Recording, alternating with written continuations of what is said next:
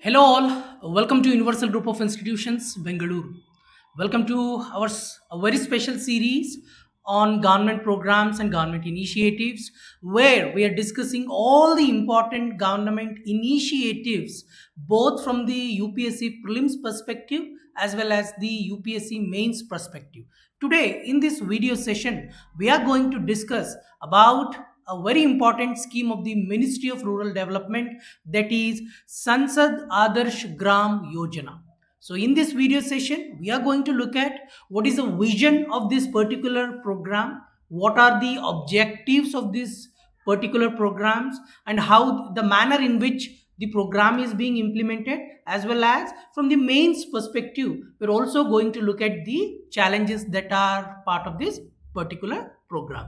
So, this particular scheme called as the Sansad Adarsh Gram Yojana was launched in the year 2014 on the 11th October. That is on the birth anniversary of Jai Prakash Narayan, who happens to be the architect of the total revolution. But if you look at the vision of the ideology or the inspiration for this particular program, that happens to be the Mahatma Gandhi. You can see here the ideology of the Gram Swaraj of Mahatma Gandhi is the inspiration for the Sansad Adarsh Gram Yojana. So, what is the goal? What is what they are trying to achieve here?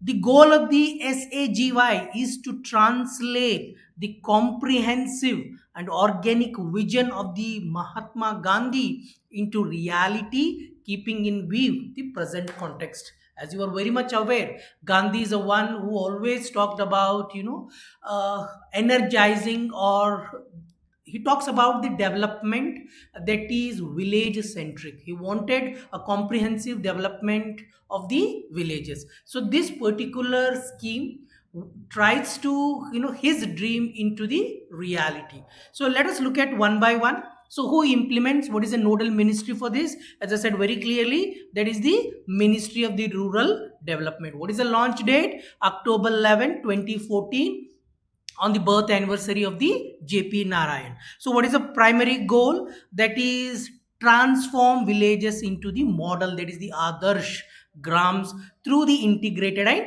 inclusive development. So how the program will be implemented? What is the implementation mechanism? Members of parliament, that is both Lok Sabha as well as the Rajya Sabha, within the Rajya Sabha, even the nominated members, they are going to adopt villages and lead their development across the multiple dimensions, be it the social dimension, be it the economic dimension. So what is the development strategy that it talks about? It talks about the strong emphasis on the participatory governance. That means rather than going for the top down approach, this talks about the bottom up approach, where the real stakeholders are playing a very active and dynamic role in formulation of planning as well as the implementation. A strong emphasis on the participatory governance as well as the community involvement. So, what are the core focus areas? That is education, healthcare, sanitation, skill development, women empowerment, and the rural infrastructure. So, what is the development target, which is very important from the UPSC prelims perspective?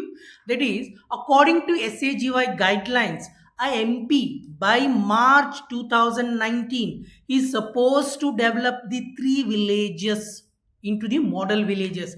By 2024, additional 5, that means 3 plus 5, another, that equals to 8 villages needs to be developed into the Adarsh villages.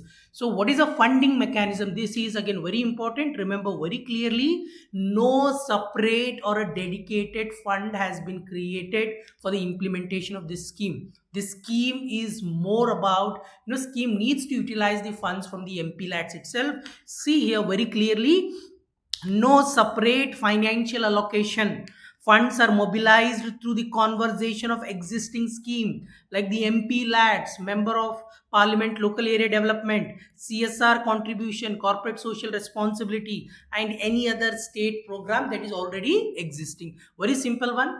The schemes like Jal Jeevan Mission, Pradhan Mantri Gram Sadak Yojana, Pradhan Mantri Awas Yojana, you ensure that all such schemes are being implemented in a very holistic and a transparent manner, where the real beneficiaries are getting the benefits out of the government program. So if you look at the principles of the entire program, the principles, it is more about unleashing the people power, that is inculcate the pride in the village, take collective responsibility, initiate people's projects, and exist, that is what I said, converging and implementing the existing scheme. Here, as I said, very bottom up approach. MPs not adopting the villages, the village is adopting the MP. That means even though the MP is the one who is supposed to select the village, what it talks about is the where the people playing the major role. So how he can do? If he is a Lok Sabha MP, he must choose a gram panchayat within their constituency, because grama panchayat is suitable for, I mean, for the unit selection. If he's a Rajya Sabha MP, can select from any rural area in the state they represent.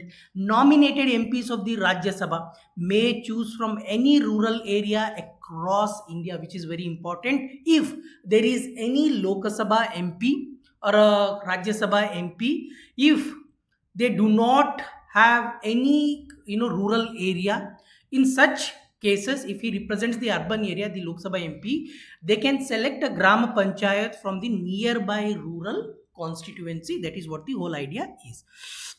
As I said very clearly, gram panchayat is the basic unit under the SAGY. For the population norms, if you look at the population norms for the plain areas, it is 3000 to 5000 population. If it is a hilly area, 1000 to 3000.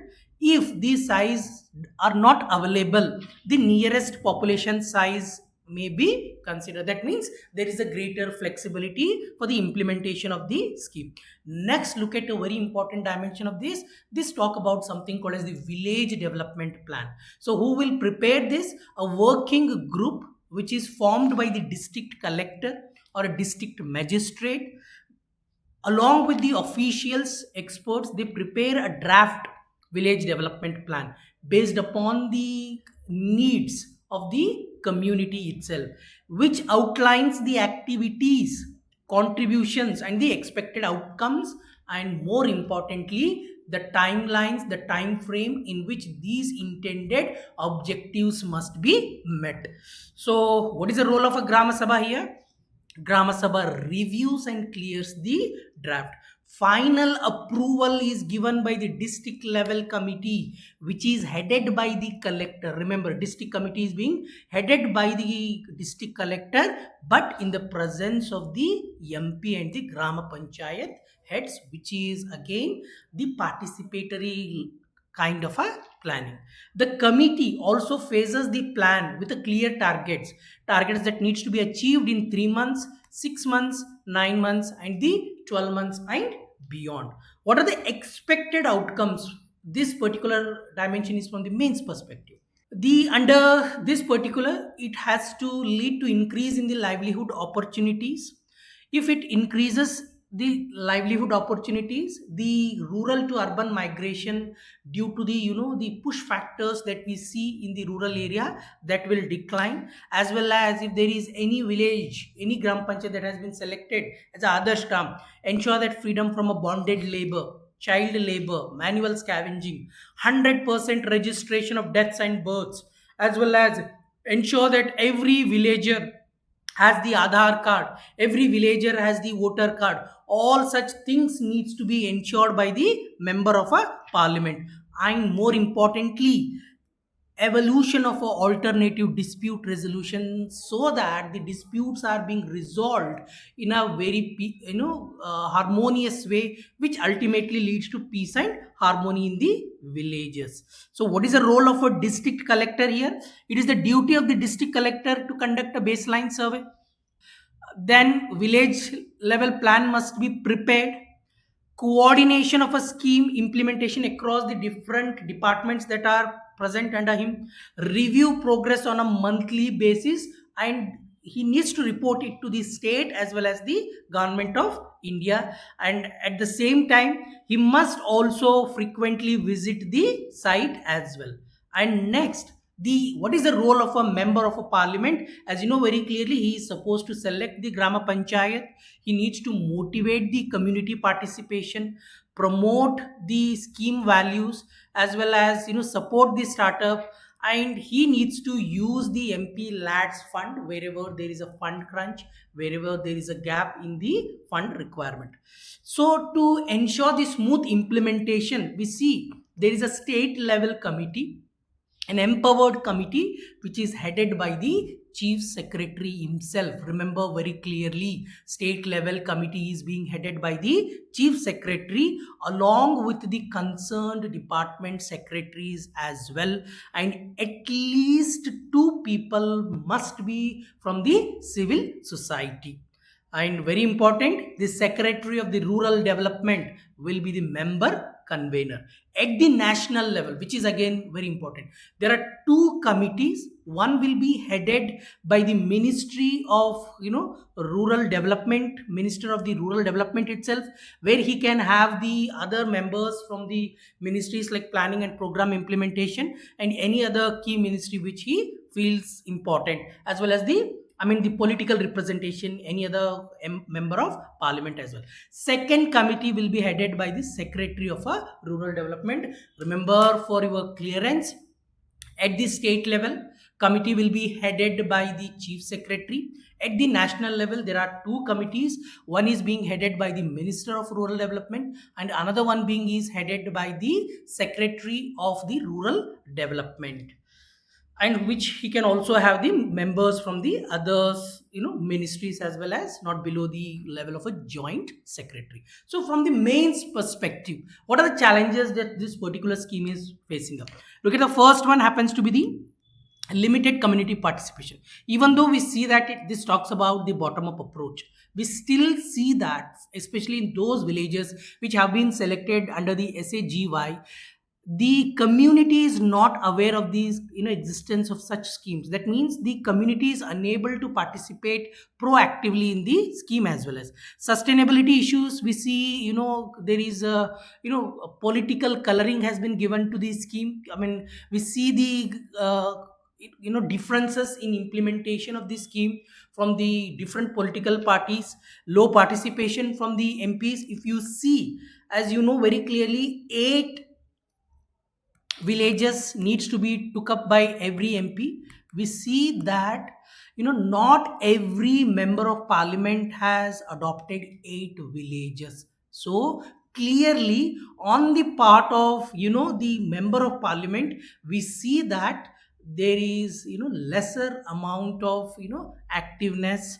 So there are administrative hurdles as well, inconsistent implementation. There is no active involvement of the MPs. Village progress variability that is being seen across the different kind of villages. Monitoring and evaluation gaps are existing, even though district collector is bound to visit the site once in a month. These are not happening on the ground. And very important one happens to be the lack of dedicated fund. Since there is no presence of a dedicated fund, we see that there is a great difficulty in achieving the intended targets under the SAGY. Coordination challenges between the different departments as well. As you see here very clearly, across India, the different state has shown the progress about the village development plan. Tamil Nadu tops with the 90.6, because you can see here states like Arunachal Pradesh, West Bengal, they show very less progress in completing the project. As well, you see here very clearly how the number of villages that are adopted by the MPs is also on the decline. So these are some of the challenges that are associated with the implementation of SAGY. So that's it in this particular video session, where we have looked at the goal, the inspiration, when was it launched, who heads the which committee, at the national level, at the state level, and what are the number of villages that they are supposed to adopt, and finally the challenges as well. Thank you. Do like, do share, do subscribe. If you have any concern, do let us know in the comment section. Thank you.